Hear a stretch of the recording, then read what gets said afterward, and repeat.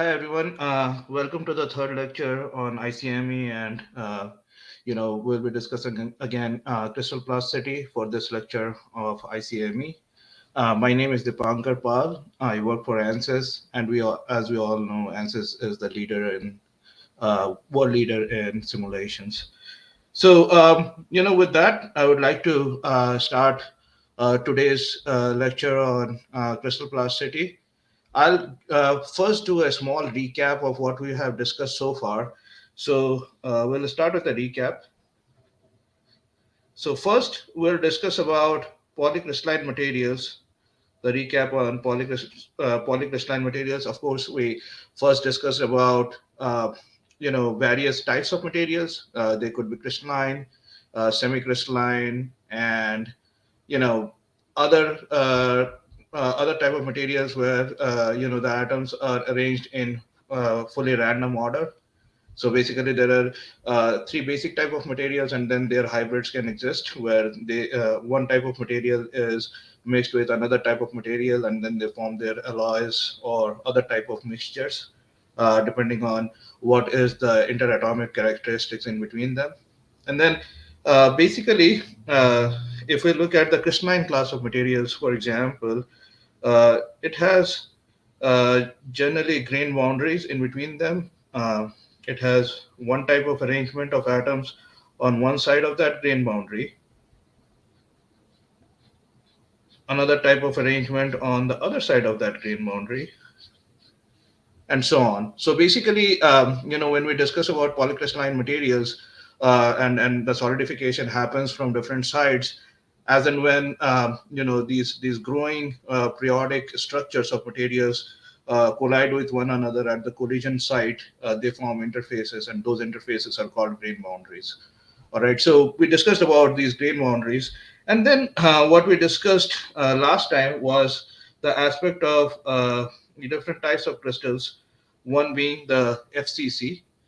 And basically, what I meant by FCC is, you have these atoms ordered in one way. These atoms arranged in another way. And basically, if you take these this particular unit cell of atoms, then what you will find is that this particular unit cell of atoms can have a type of unit cell where you will see that atoms are at the corners, but then they're also at the center of the faces of that particular cube. So basically, that constitutes what we call a face-centered cubic material, where basically you have atoms at the corners, and then basically you have atoms at the center of each faces. All right. So basically, we'll discuss further about other types of materials which are called B, body-centered cubic today.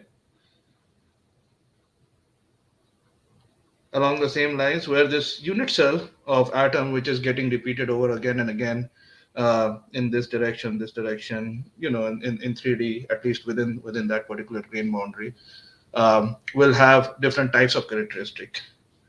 But going from the overview perspective, what we wanted to also share with you is that if we talk again about these atoms, let's say there are no grain boundaries. It's a single crystalline material, meaning there are no grain boundaries. And let's say if you have a big part, let's say you have a part like this, then in the entire part you have all these atoms, arranged in this fashion. So basically, if this is the case, then there are no internal boundaries. The only exterior boundary is the interface which we need to worry about. There are no internal interfaces in this particular geometry with respect to what we previously discussed about, the grain boundary interfaces as such, right? So there are no grain boundary interfaces, but then we just talked about that we have a minimum unit cell which we can worry about, and that is periodic in almost all directions, x, y, and z, or in the rotated coordinate system, for example, in this case. Um, so why don't we just take that particular small unit cell and do our and put a bunch of periodic boundary conditions, and we should be able to get some kind of behavior which we can upscale to the part level. The problem with doing that is that this particular unit cell is generally the lattice constants, or the side length of these is around 10 power minus 9 and 10 power minus 10 to 10 power minus 9 region. So basically the lattice constants of these crystalline materials is very, very small, and that does not fall under the continuum. So even for single crystalline materials which does not have any grain boundary interfaces, you have to have a significant amount of volume present for doing any kind of upscaling of the behavior from lower length scale to higher length scale. Okay, so going from lower length scale to higher length scale, or coarser length scale, in order to perform any kind of upscaling, you will need, for example, enough number of crystals, enough number of these crystals, or enough number of these cubes within, and then you can put a periodic type of boundary condition, and then you can upscale that deformation phenomena to a higher length scale, if you will. So in order to do so, there are certain homogenization methods. I'll just give a brief overview about them today, and then we'll go into their details later. So basically, in order to do so, in order to go from lower length scale to higher length scale, you do go through the process of homogenization. And what you do is you generally assume a cube. This cube, uh, A, that has a side length from 10 power minus 6 to 10 power minus 3. In certain cases, it could be even bigger, to 10 power 0 meters. So basically from the microstructure length scale, or the micron length scale of 10 power minus 6 all the way up to 1 meter, you will assume a cube. And then within that cube, if you have single crystalline material, you will assume single crystalline material, and you will do virtual tests. Basically, you will pull, let's say, in this direction with the bottom arrested,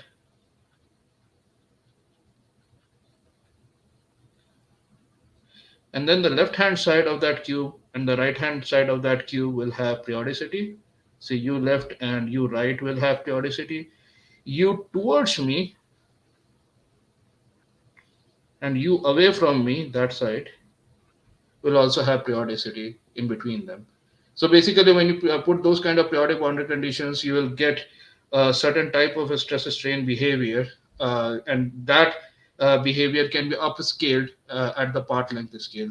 Also, we are also working on certain techniques where basically you don't have to, if you don't have to worry about this cubic this cubic type of RVA anymore. You can also play with organic looking RV which retains the shape of the part, and then basically depending on how big or small the part is, you can actually upscale the upscale the constitutive phenomena from that length scale to another length scale. So basically, the shape will be preserved, the size will be upscaled from one length scale to another. Anyway, but going on the topic of cubic RVA homogenization, we generally have this kind of homogenization where basically you will have periodicity in between the left wall and the right wall, periodicity in between the wall towards you, and periodicity between the wall away from you. They will be constrained, and then you will be putting the boundary condition, let's say, in the z direction. Then you can have the boundary condition in y direction, x direction, and then you can have shear type of boundary conditions. That way, you will try to extract the the stress strain curves and the C values or the stiffness values from these virtual experiments at lower length scale, and then the C stiffness matrix, which is microstructurally informed, goes from lower length scale to higher length scale. As I said earlier, there could be other ways of doing this homogenization where basically you preserve the shape and just perform size based length scaling. We'll discuss some of that. There are also other ways where basically you are not limited to only the zeroth order of homogenization. And what I mean by that is basically, let's say if you have this as your, just the bar, a one-dimensional bar on which you would like to solve for the stress problem. On one side you have sigma, the other side you have uh, d sigma by dx, let's say, times h plus, you take higher derivatives. And since I'm just solving a one-dimensional problem, or formulating it for one-dimensional problem, I'm just writing it in terms of this. So let's say you have this H as coming from the microstructural length scale. Generally speaking, we take out this other higher order terms, and then basically we say that the microstructural length scale is only getting incorporated at the zeroth order or the first order at the zeroth order or the first Taylor approximation with respect to the course length scale. So basically, there will be some aspects which were discussed about higher order homogenization uh, and lower order homogenization, but I just wanted to give you a brief overview of what that type of homogenization will have. Uh, will have as an introduction. So basically, in a nutshell, what we try to do with respect to the homogenization, at least the simpler ones, is that we start with a cubic unit cell, and in this cubic unit cell, you will have lots and lots of periodic unit cells. You'll have lots of periodic unit cells of uh, these lattices, these atomic lattices. In case of single unit, even in case of single crystalline material, you directly cannot do the continuum simulation or continuum RV at the length scale of that atomic lattice. You generally have to upscale. Even the RV size has to be big enough that you can perform continuum simulation over there, and then this becomes your RV box. And then basically you pull in one direction, you arrest the bottom, then basically can prescribe periodic boundary conditions in between the opposite side of the wall, in between the opposite walls. And that how in that manner you can extract the C matrix for one direction. Then you will change the pulling direction to y, the pulling direction to x, and then you will perform virtual shear experiments in order to get the C matrix corresponding to the shear. And that is how you populate the entire C matrix of a point. So this is if you think it in terms of the part, let's say this is the bigger part. This entire RV box becomes one integration point of that bigger box, and then basically you will have that C matrix as a response function based on changing microstructure. You as soon as you get a different f matrix or the displacement gradient matrix which you prescribe on that particular integration point, um, that changes, that gets propagated in terms of that C matrix, and then basically with respect to that C matrix and the stress array which you get out of that, you perform B transpose CB plus, if you have other terms in the K matrix, the stress gradient terms in the C matrix, you will perform those, and then on the right hand side you will perform B transpose C sigma in order to compute your right hand side vector or right hand side array of that particular finite element, and then you will solve for the problem uh, with uh, with equilibrium maintained at the coarse length scale. So each of these points will be informed based on the response function of their constituent microstructures rather than only the stress state. So that is basically the beauty of uh, multi-scale, where you're informing the next increment based not only on deformation variables but also on the microstructure. So that's basically the beauty of ICME. You are passing the information from one length scale to another length scale. That's the multi-scale part. But how you are doing it um, is part of ICME, and then basically uh, how that microstructure got developed from its constituent process. That's also basically an information transfer from process to property side, where basically a certain microstructure gets developed in this box, and that microstructure is nothing but a function of the process, and that process flow in between in between the microstructure and the process, that is also a resultant of the ICME, where basically your information from process to microstructure gets traversed into this particular representative volume element box, and then basically based on that microstructure, uh, you will form and a variety of microstructures similar to it. You will form a function, a response function, a C response function, and then basically as a function of your deformation gradient, you will compute what your value of the next increment will be in terms of computing your new displacement vectors, and how that how those increments in deformation will take place. So that is basically what we do in the homogenization process in a nutshell.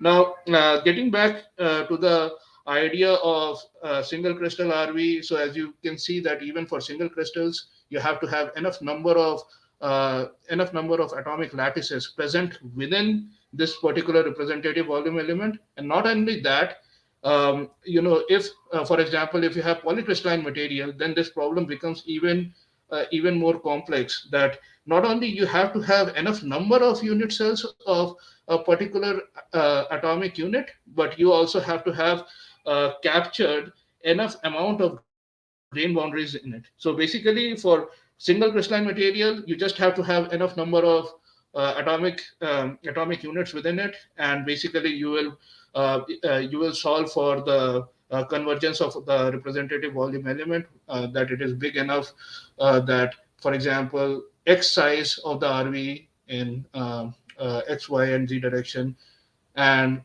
twice that length converges to the same stress strain behavior, or converges to the same kind of response function in the stiffness matrix, as to say.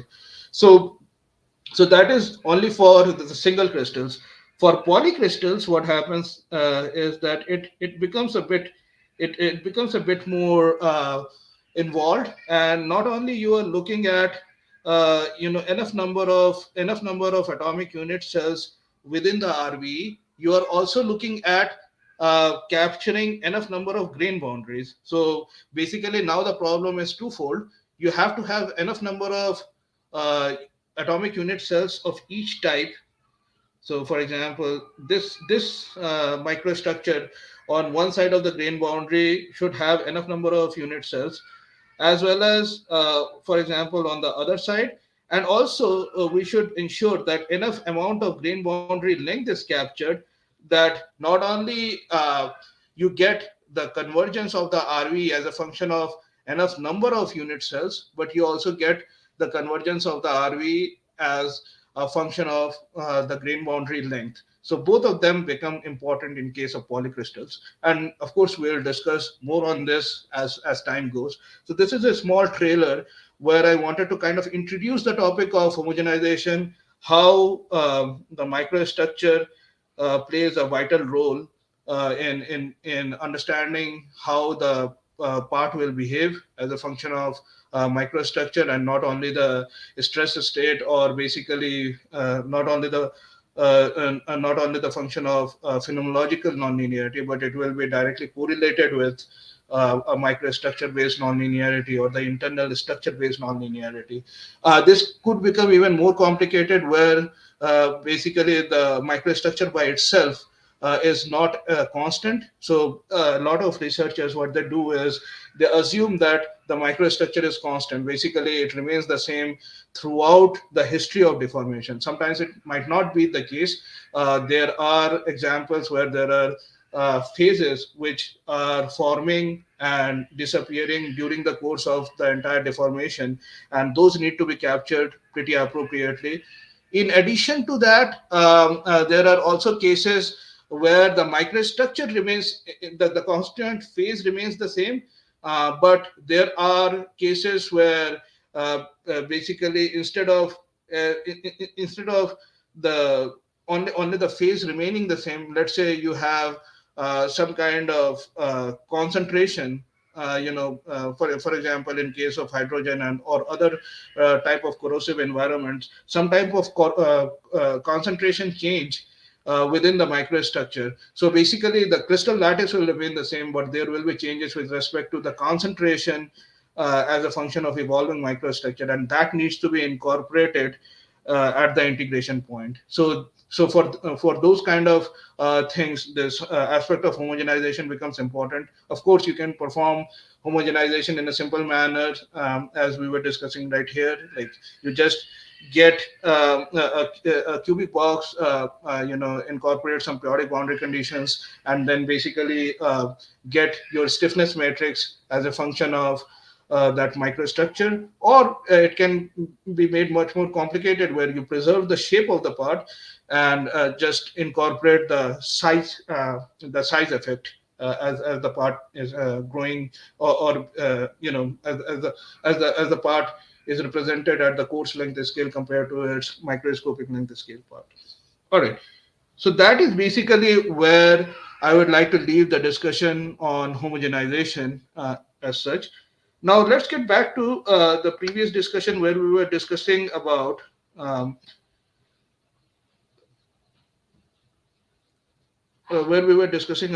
these crystalline unit cells.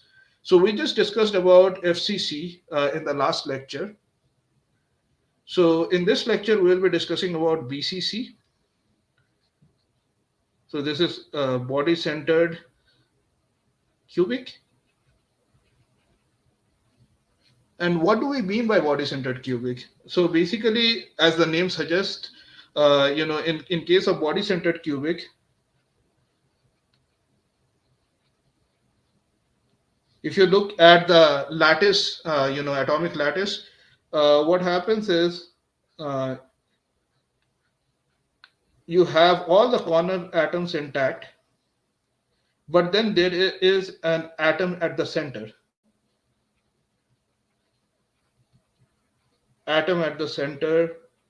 of the atomic lattice. And some examples of this kind of materials is alpha iron, alpha Fe, where basically your atom is not at the face centers but at the body center, right? So now, if you think about this particular configuration of atoms and start taking this particular plane, which constitutes your body center, and for example these four corner atoms, and you look at it, It looks somewhat like this, where you have big atoms,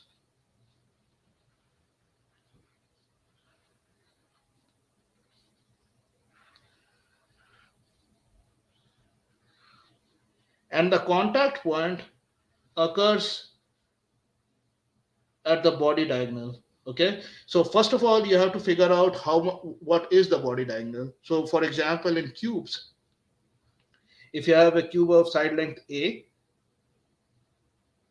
then your body diagonal is a root 3. And this happens from the fact that, first of all, you will go a to form a square root 2. And then the body diagonal joins this a and a square root 2 with again a right angle triangle. And if you do a Pythagoras on top of that, you will get a square root 3. So this body diagonal is of length a square root 3. And if you look at this body diagonal, there are three atoms which are in contact. Uh, we are getting contribution R from one of these atoms. We are getting contribution 2R from the middle atom or from the central atom. And then basically we are getting the contribution R from the atom at the corner. And basically this equates to that there are four radii which are comprising of this length a is square root of 3. So basically my radius comes to be about r equals a square root 3 divided by 4. And if I take the volume fraction of this entire unit cell, I have a cube of unit cell length A. So basically, its volume is A cubed. Then I have basically, if you look at the number of atoms at the corner, there are eight of them, which are giving me 1/8 contribution, right? And they have a volume of 4 by 3 pi r cubed. Plus, there is a central atom. There is one atom which is at the center. So I am getting the full contribution of it with a volume of 4 by 3 pi r cubed.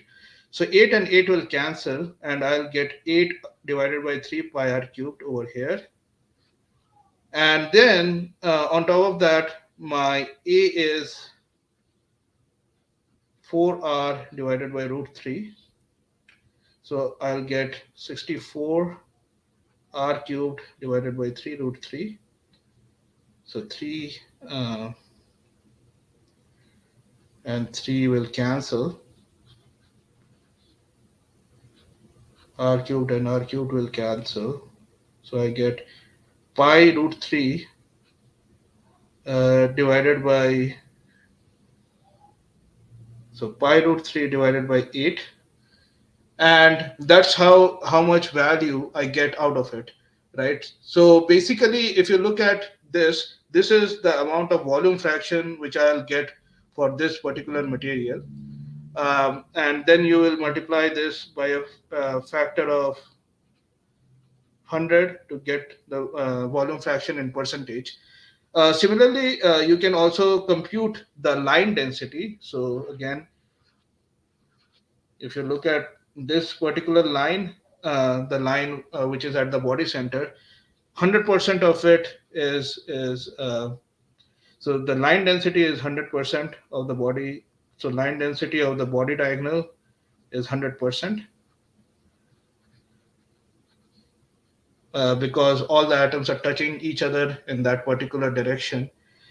And this also becomes the slip direction. So basically, this direction 111 over square root of 3, that vector becomes the slip direction. And basically, if you look at it again, this particular unit cell, sorry about that, this particular unit cell, then if you look at this again, then this shaded plane, which also has 111 over root 3 as its normal direction, that becomes your that becomes your slip plane. But in case of BCC, the most close packed slip plane and slip direction are not the only directions in which slip can occur. So there is these are the first priority, but then basically there are other priority slip systems which are also possible in case of body centered cubic, if you will, and those are needed to be also incorporated in body centered materials, if you will. So yeah, so that's why I wanted to discuss this body-centered cubic material as well. In the next lecture, we'll discuss about hexagonal close-centered packed materials. We'll go a bit more in depth with respect to the homogenization theory. And not only that, one of the things which we will also discuss in greater details is that once, for example, we were discussing about these grain boundaries over here and how the atoms are, uh, incorporated inside, how the atoms are incorporated within these grain boundaries. So we were discussing about these aspects. But once, for example, you have all these slip systems, you have slip directions, and their slip planes figured out, then this atomic description of all these grains and their grain boundaries are no longer required. So basically, what we need to do is we can get away from the slip directions and slip planes, and we can get into what we call as only the continuum description of these materials, where only the slip planes and slip directions will be important, and that's what goes into crystal plasticity. So, from a crystal plasticity perspective, what becomes important is, what remains important with respect to this atomic description is the slip planes, the slip directions, and these grain boundaries. So, from crystal plasticity perspective, once you have found out uh, the slip directions and slip planes and how the grain is oriented with respect to the global axis. So, for example, this is the global axis, and then you have these grains, one rotated like this, the other rotated like this rotated like this other one rotated like this. So instead of thinking these in terms of their constituent atoms and the placement of their atoms and whatnot, what you just need to worry about is first their rotation with respect to this global axis. So this local axis, how this local axis in 3D, of course, is rotated with respect to their global axis. So that is the first. Then you need to worry about in each local axis, what are the slips directions and slip normals. So basically, for example, this could be a slip direction, and then if, for example, it is with respect to a slip plane, then the slip direction will be normal to that slip plane. So slip directions and slip normals become important. Then what the thing which also becomes important, other than the local rotation with respect to the local axis with respect to the global axis and slip direction and slip normals, is the aspect of these grain boundaries. Of course, they are not important from single crystal perspective, but they are important from polycrystal perspective. And if, for example, they have constituent phases. So, for example, there is one phase of, for example, ferrite, and there is another phase of cementite, and they are at the, you can create those boundaries at the continuum length scale, then they will be represented explicitly in continuum length scale. Otherwise, uh, at a certain integration point of this model, of this crystal plasticity model, again the RV model, which we were talking about earlier, you will represent each of these at the integration point level, and you can measure how much is the rotation of one phase with respect to the global axis, and the other phase with respect to the global axis during the deformation or during the course of deformation, and then average it out in a volume fraction way, or because it's plasticity, there are other ways of coming to that weighted average based on not only the volume average, but in terms of other measures of plasticity, such as plastic work from with respect to one phase and another phase, how that goes into the physics of uh, uh, getting the rightful average with respect to the nonlinearity of deformation. Those things will be also discussed in detail. But all in all, from an overall perspective, the things which are the most important from a continuum length scale or from a continuum understanding of crystal plasticity is that you forget the atomic placement of each and every single atom, and you replace that understanding with their local axis, how they're rotated with respect to the global axis of deformation, and then what are the directions in which they can slip, what are the directions in which they can slip, and on which planes they can slip. They cannot. I mean, there can be one slip direction, one vector along which they can slip, but that slip direction can be shared by n number of planes, or n number of n number of surfaces, but not all surfaces are created equal. There will be some surfaces along which the deformation will be easier. So that that plane description or the surface description is important. We call that as a slip plane.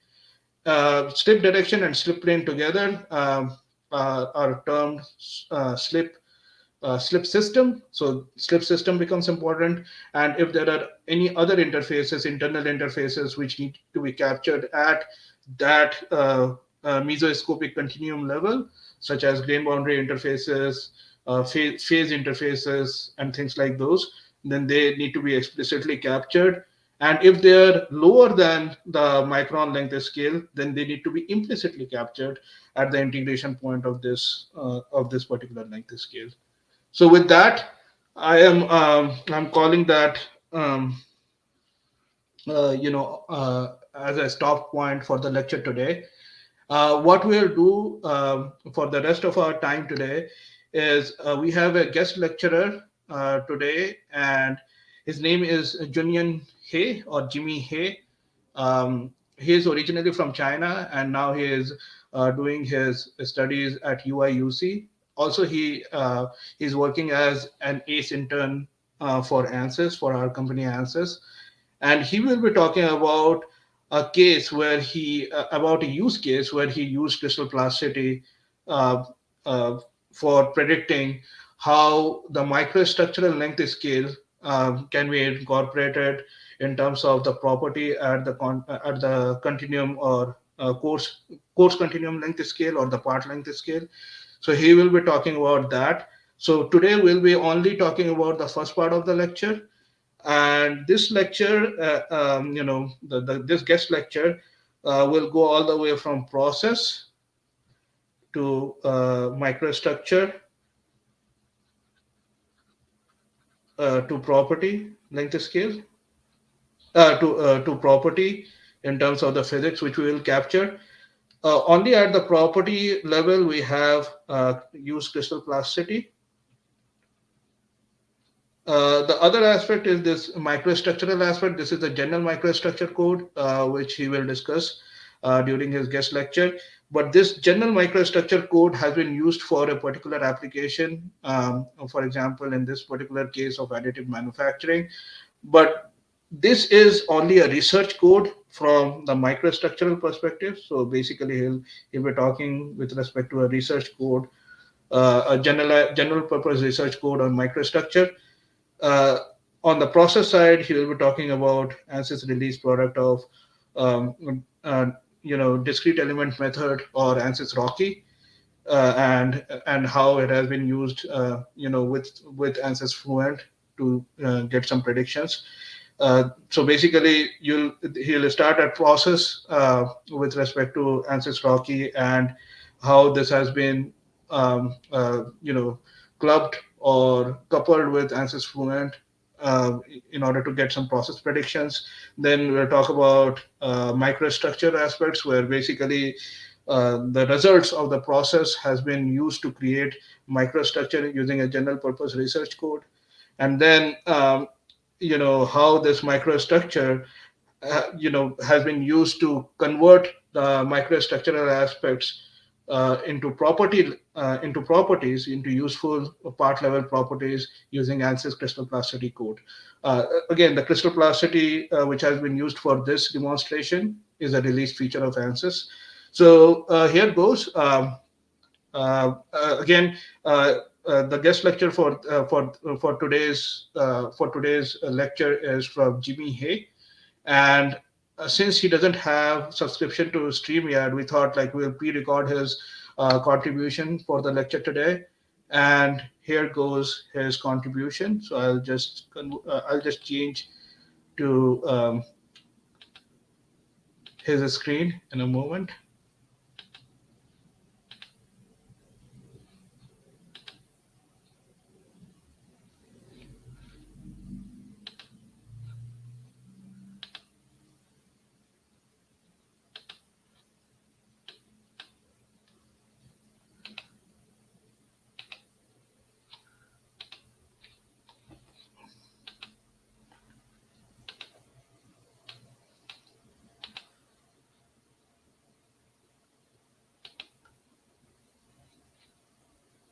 All right, and hello everyone. Today I'm really honored to be invited to the Pinecop House ICME talk. My name is Jimmy. I'm an intern in ANSYS ACE team. I work together with the Pinecar on many crystal plasticity projects, which is also going to be the topic of my presentation today, which is on additive manufacturing material behavior prediction using a simulation-based ICME approach. I would like to first thank my collaborators, Yi, the Pinecar, and Ali. So a little bit about myself. I got a bachelor's degree and a master's degree in the University of Utah. In my bachelor's, I focused on computational solid mechanics. So when I moved on to my master's, I worked with Dr. Ashley Spear on computational fraction mechanics using Frank3D. We leveraged this code to write a simulation framework that simulates crack growth on infant head skulls when they get accidentally dropped to the ground. Besides that, I also worked on crystal plasticity development and verification. We worked on a crystal plasticity user element code in Abacus, and I was responsible for doing much of the verification and testing. I also worked on a project which is on meshing of microstructure containing cracks, where we generate graded meshes on microstructures that have refined elements near the crack front and coarser elements away from it.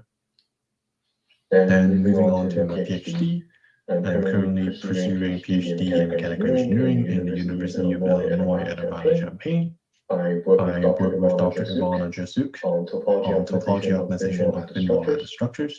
We use topology optimization to optimize different lattices so that they have increased specific energy absorption during impact. And besides that, I also worked on physics-informed neural network and solid mechanics. In particular, we're interested in developing methods that solve partial differential equations without any known data from finite element simulations. And we have since expanded the application of such methods to topology optimization, and we recently expanded the method to from elasticity to also plasticity involving irreversibility. And here's a link to my Google Scholar page, and feel free to take a look at some of the publications that I have over there. And also, if you have any questions, you can reach out to me over to my university email.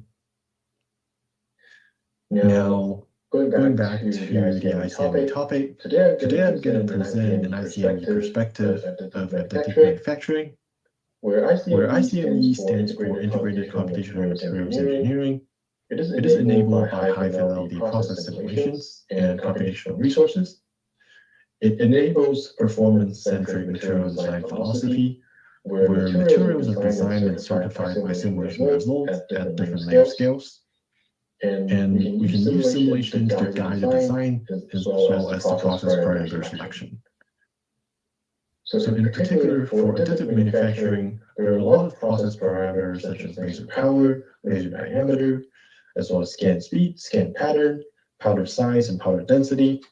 All of these AM process parameters affect the quality of the printed part, as well as their mechanical properties.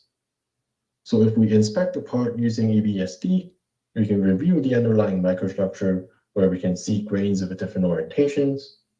And it is these microstructures that eventually affect the macroscopic mechanical behavior of these printed parts. Therefore, the objectives of this work is first to use simulations to predict the AM microstructure with varying process parameters, and secondly, from these microstructures, predict the mechanical properties of the printed part. And with that, we developed a multi-step simulation workflow, and here I'll present an overview of it. It contains 4 different steps, and is specialized to laser powder bed fusion, which is a common technique for metal 3D printing. In the first step, we want to simulate the powder deposition process, where the machine deposits metal powder onto the print bed. In this stage, we use the discrete element simulation in ANSYS Rocky with the purpose of generating the initial particle configuration. And at this stage, we require material properties such as the powder size, powder distribution, the elasticity coefficient, and coefficient of restitution and friction, as well as for the machine parameter side, also the layer thickness of each powder layer. So once the DEM simulation is completed, we will have an array of powder location and powder particle radius, which allow us to move on to step 2, where we simulate the powder melting process in a CFD simulation. The purpose of this step is to predict the melt pool shape and temperature, and also the temperature profile and the phase index for the entire build plate. So in this stage, we would want to have material properties such as the thermal coefficient and fluid properties for the powder, as well as machine parameters such as the laser power, the spot size, and laser scan speed. Once we obtain the temperature profile, we move on to step 3. Because CFD simulation only simulate the melting and solidification of the powder, it does not actually provide us with a microstructure underneath. So for that, we use a cellular automata simulation to predict the grain geometry and grain orientation given the temperature profile. And at this stage, we require material properties such as the dendrite growth rate. Once the cellular automata simulation has completed, we would have information on simulated grain geometry and orientations, which allow us to extract representative volume element, RVEs, from the entire build domain. Using these RVEs, we can then move on to the last step, where we use the crystal plasticity simulation to predict the mechanical response of these RVEs along different loading directions. For that, we need mechanical properties for the single crystals, such as the single crystal elastic and plastic properties. So now I'm going to dive a little bit into the relevant theory that's focusing on the Hall patch effect and crystal plasticity. So a common type of microstructure change that we often encounter is the reduction of average grain size. We know that there's grain boundary exists between the 2 adjacent grains, and grain boundaries also hinder the location motion. So if we have smaller grains, we will have higher grain boundary content, which will in turn lead to higher yield stress. On the macro scale, this is known as the Hall patch effect, which is given by the following equation. Sigma y here denotes the yield stress, and sigma naught here is a material-dependent initial yield stress parameter, and K here is also a material-dependent parameter that signifies the strengthening coefficient. D here is the average grain size, and the Hall patch effect predicts that the yield stress increases with 1 over the square root of D. But how can we include this in a crystal plasticity simulation? Recall that dislocation slip is the primary mechanism for plasticity in crystal plasticity codes.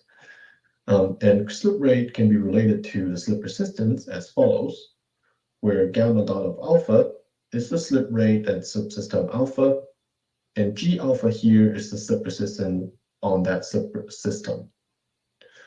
So instead of having a uniform slip resistance, Zhao et al. Recently proposed a spatially non-uniform distribution of the slip resistance that accounts for the closest distance to the grain boundary, here is denoted by dGB. So G infinity here denotes the hardness for a particle that's infinitely far away from the grain boundary. And as we can see here, as the distance to grain boundary decreases, the initial hardness G alpha increases. So in the next lecture, I'll show how this kind of scaling law is included in our crystal plasticity model and how that affects the simulation results. So with that, I urge you to stay tuned for the next guest lecture, where I will present a numerical example conducted with NSYS simulation products, which concerns a single laser scan track simulation with varying laser scan speed, and how to use crystal plasticity to capture the effects on mechanical properties. And with that, I thank you so much for your time, and thanks again for Dipankar for inviting me to this amazing guest lecture, and I'll see you next time. Thank you. So, so yeah, with that, I would like to thank you, Junyan or Jimmy here again for spending his time with us today. So as you can see that we gave a brief introduction of what an application where crystal plasticity was used, and basically the process microstructure and property that horizontal ICME or the horizontal uh, integrated computational materials engineering has been incorporated in terms of taking the data from process simulation to the microstructure simulation, and then in the microstructure, preparing the microstructural simulation in such a way that it provides the input information for crystal plasticity, and then that information for crystal plasticity is further used for predictions, part level predictions of different properties as a function of microstructures, if you will. So there will be more discussions, and there will be a talk which will go into the weeds of it. But for now, as we discussed for today, uh, you know, uh, the aspect of global access with respect to local access, how the local access is a function, how the local access is rotating as a function of the global axis, as a function of deformation. That aspect is also called orientation, which Jimmy used in his guest lecture today. The other aspect which we discussed about slip system, basically the slip direction and slip plane, that terminology was also used by Jimmy, where he was talking about the slip rate. So basically, it means what is the rate of shear in the slip direction on that particular slip plane, and by slip resistance, he means dislocations, immobile dislocations, and grain boundary type of immobilities, which the mobile dislocation or the shear will face in front of it to cause further plastic deformation. And other aspects of melting and solidification, as well as microstructural, how the microstructure evolves during the process of ICME. Those will be discussed in that guest lecture in the next guest lecture from Jimmy.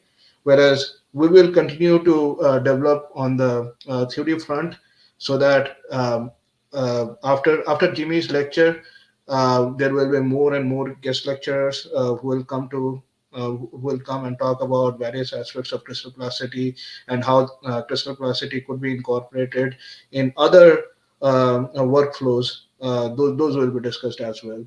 So with that, I would like to call it off for today. Thank you for your time, and thanks for considering ANSYS and these lectures, which are given by me I work for ANSYS, and I feel very fortunate every day to be working for ANSYS, which is the global leader in simulation.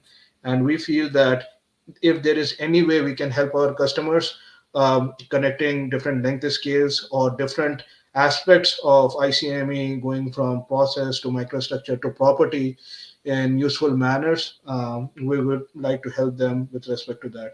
So with that, stay tuned for our next lecture where we will discuss more of theory. We'll go and delve deeper into the aspects of homogenization. We'll delve deeper into the aspects of hexagonal close-packed crystals, which will not have the global three axis, for example, the XYZ. It has four axes, and then basically those four axes are correlated with the three standard axes, and we'll do that exercise together. And basically, in terms of their slip systems and slip planes, how they are different from a standard cubic crystalline system. We'll discuss some of that. And then we'll also start to discuss some of the theory of crystal plasticity. So, in a nutshell, you saw some equations today, which Jimmy was describing in his guest lecture. So, basically, we'll try to find more fundamental ground of how those equations came into being, um, and how basically those equations play a significant role in guiding deformation during a crystal plasticity simulation, if you will. So those aspects will be also discussed in our future lectures. So stay tuned. We'll definitely be sharing our agenda for the next lecture, which will be probably next Saturday, on this particular subject. And then, as we go along in this journey of ICME, there will be other topics such as composites and other aspects of ICME, which we'll also try to delve into. And basically, we'll talk about those aspects where, for example, you may not be satisfied with only two level of homogenization going from crystal level directly to part level. There might be a level of composites. For example, metal matrix composites will have the composite level homogenization, and then there might be a homogenization required from incorporation of metal matrices in that particular composite, if you will. So yeah, those remain future goals of this particular lecture series and these particular talks. So basically, those are some of the line items which we are looking forward to as a function of these evolving lectures. So we thank you for your time again, and I know this might be um, a very odd time for different people viewing this lecture from different parts of the globe. So thank you again for giving us your time. Thank you again for trusting your answers with all your simulation needs. Thanks, and bye for today. Have a great day. Bye. And a great weekend. Bye.